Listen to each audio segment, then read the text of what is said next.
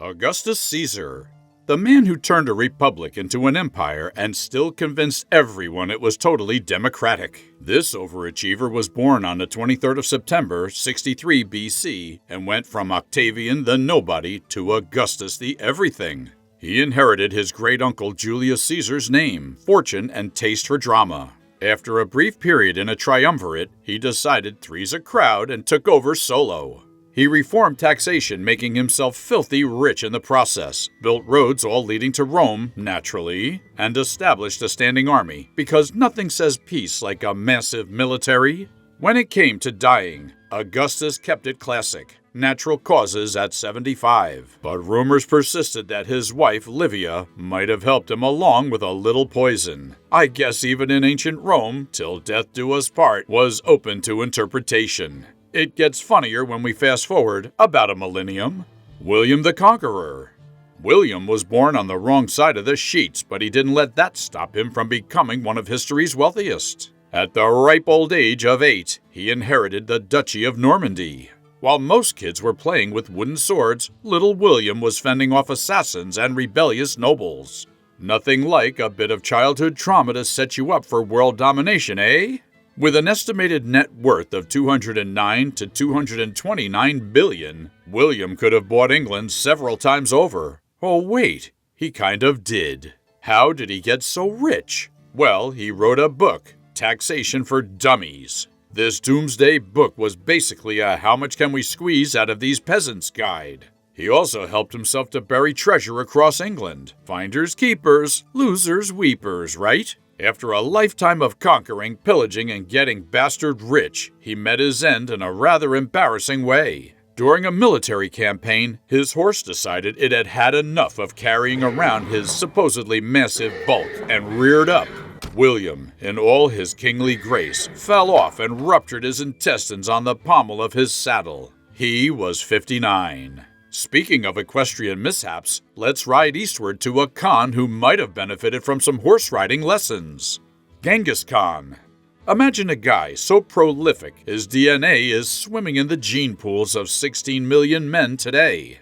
Genghis Khan, the Mongolian maestro of mayhem, went from herding goats to herding empires. With a net worth of about $120 trillion in today's money, Genghis was so loaded he could have built a bridge to the heavens, using nothing but gold coins and conquest receipts. His empire stretched from China to Poland because, apparently, ruling just one continent was for amateurs. But even the greatest conqueror couldn't outride Father Time. At 60 plus, Genghis kicked the bucket during a campaign against Xi Jia. The official story? He died in camp.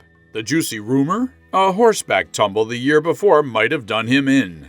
Genghis went from, I am the flail of God, to, I've fallen and I can't get up, in record time. His legacy lives on in history books, countless descendants, and possibly a few therapy sessions for conquered peoples.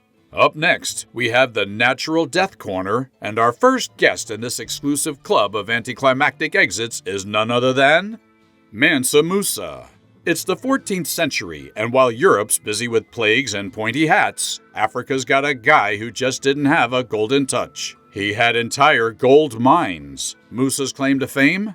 A pilgrimage to Mecca in 1324 that was less spiritual journey and more look at my bling tour. He rolled through Cairo with an entourage so massive and gold-laden, it crashed the Egyptian economy. Musa expanded his empire, built mosques, and turned Timbuktu into the Harvard of West Africa, all while probably using gold bars as paperweights. As for his death? Well, history's a bit fuzzy on the details and says it's likely natural causes around 1337. Ironic for a guy who could buy immortality if it were on the market. John of Gaunt. John of Gaunt was the medieval trust fund baby who was fond of collecting crowns. Born in 1340, he was the fourth son of King Edward II. Now, because being a royal spare wasn't enough, he had to be a spare's spare. But don't feel too bad for him. He made up for it by becoming rich. John decided to make a name for himself in the 100 Years' War. He thought, well, why stop at one crown? And made a hilarious attempt to claim the throne of Castile. It didn't work out, but points for trying. John went on to get a messy family tree. He fathered the future Henry IV, had a bunch of illegitimate kids, and became the ancestor of, well, pretty much every English monarch since. John kicked the bucket naturally in 1399, probably from the sheer exhaustion of counting all his money and relatives. Allan Rufus. Allan the Red Rufus, the 11th century Norman who turned invading Britain into a lucrative side hustle. This ginger-haired opportunist joined William the Conqueror's British tour and walked away with more land than a monopoly champion. Accomplishments? Well, he founded Richmond in Yorkshire because nothing says, "I've made it," like starting your own town. His 250,000 acres stretched from Yorkshire to London, making him the medieval equivalent of a real estate tycoon with a bad haircut. With a fortune estimated at $149 billion in today's money, he could have bought silence from every town crier in England. As for his demise, old Rufus kicked the bucket childless. Was it poison? Bad mutton? Or did he just trip over his own massive land deeds? We'll never know. He left his younger brothers to squabble over his empire, like seagulls fighting over the discarded fish and chips. Sticking with the Normans, let's meet a man who learned that real estate can be a killer investment. William de Warenne. Born around 1001, William de Warenne was another Norman opportunist who rode William the Conqueror's coattails straight to the top of the food chain. From foot soldier to Earl of Surrey, he amassed a fortune all by snagging choice properties across England. But even land-hungry earls aren't free from karma. During the rebellion of 1088, William decided to play Castle Crasher at Pevensey. He got a fatal dose of 11th century combat and checked out on June 24, 1088 in Lewes. The moral of this story? Loyalty to the king might make you rich, but it can also make you very, very dead. Empress Woo. Empress Woo was a 7th century dynamo who turned ancient China into a Game of Thrones set. This lady clawed her way to the top, leaving a long trail of exes and enemies. Just how rich was Empress Woo? Well, she just casually controlled 23% of the world's GDP. Under her rule, China expanded faster than her hit list, which is saying something.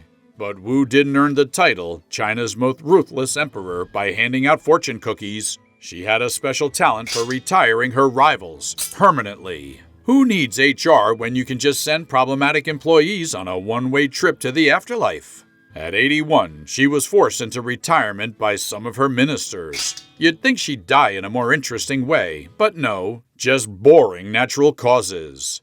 Emperor ShenZong. The 6th emperor of China's Song dynasty, ShenZong, was the original coin collector. If by coins you mean a quarter of the world's GDP. This guy made the IRS look like amateur hour. ShenZong's empire pioneered tax collection methods that would make modern accountants weep with joy. Or fear. Sadly, at the age of 36, ShenZong checked out due to an unspecified illness. I guess even emperors aren't immune to the Grim Reaper's tax collection. Maybe he should have invested some of those trillions in healthcare research. Did you know that his military reforms face significant difficulties? Turns out all the money in the world can't buy you competent generals. Who knew? ShenZong's son inherited the throne and probably a hefty tax bill. And now to the original queen of anticlimactic exits, Catherine the Great. Catherine the Great, born on April 21, 1729, was a German princess who slithered her way onto the Russian throne, becoming the longest reigning female Russian monarch. She controlled a vast empire worth 5% of Russia's GDP, and that's like owning all the vodka distilleries in Eastern Europe. So how did this empress die? Contrary to spicy rumors involving horses and collapsing toilets, Catherine merely had a boring old stroke. Quite an anticlimactic ending for such a colorful ruler. She went from Catherine the Great to Catherine the Horizontal. John Jacob Aster. John Jacob Aster, the German-American tycoon who turned dead animals into cold hard cash faster than you can skin a beaver. This man monopolized the U.S. fur trade by 1800, then decided pelts were passé and switched to New York real estate. Why stop skinning animals when you can fleece an entire city? Unlike his great-grandson, who got a chilly reception on the Titanic, old John Jacob kicked the bucket in the old-fashioned way. peacefully in his sleep at 84. He died rich, warm, and dry. Sometimes the best way to make money is to stop sailing the 7 seas and start sailing through other people's wallets. Case study? Stephen Gerard.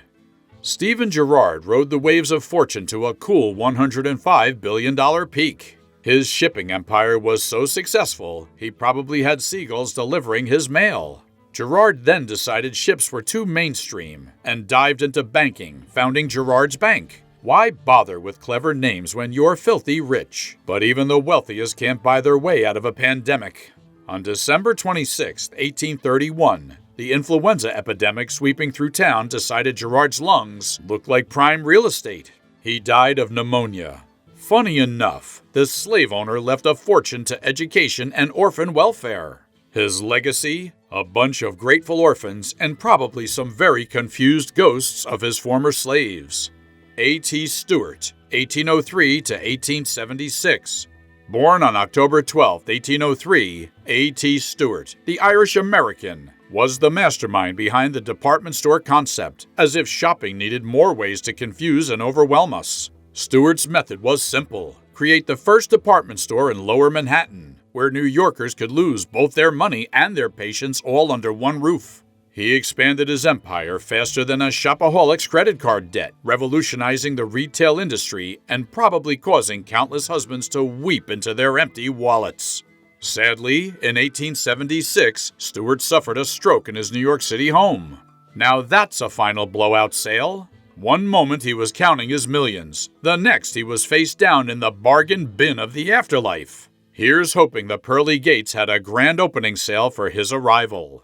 Cornelius Vanderbilt, 1794 to 1877. American industrialist. Born on May 27, 1794, Cornelius the Commodore Vanderbilt remains one of the richest Americans in history. He built an empire on boats and trains, effectively becoming the GPS of his time. That's if your GPS was filthy rich and controlled half of the country's transportation. But even the mighty Commodore couldn't conductor his way out of death's terminal station. After 8 months of being confined to his rooms, Victorian speak for too rich to die in a hospital, Vanderbilt kicked the bucket due to exhaustion. Counting all that money must have been too tiring. He breathed his last at number 10 Washington Place. Neat, right? Even his address sounds like it should be on a banknote. He was 82. From imperial fortunes to industrial empires, you can't take it with you in the end, but you can leave behind one heck of a story. So whether you're plotting world domination or just trying to make your first million, remember, life's short, but legends are forever. Until then, keep hustling, stay hungry, and try not to die in any scandalous ways, unless you want to spice up future history books, that is.